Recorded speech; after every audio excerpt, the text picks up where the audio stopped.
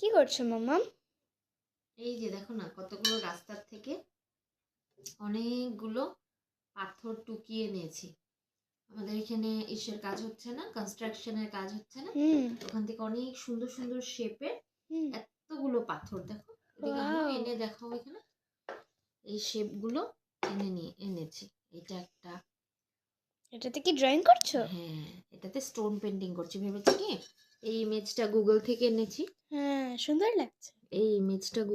এনেছি।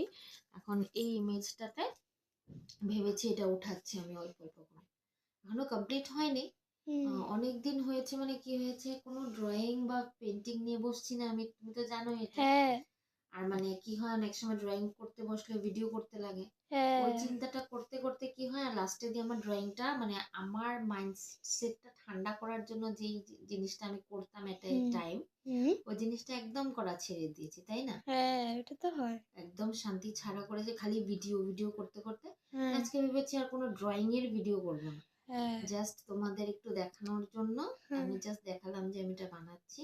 আর এটার ফাইনাল যেটা লুক হবে, বা ফাইনাল যেটা ড্রয়িংটা কমপ্লিট হওয়ার পরে যেটা হবে, ওটা আমি তোমাদের হওয়ার পরে ভিডিওটা শেয়ার করে দেবো। তবে ভালো লাগছে কি না?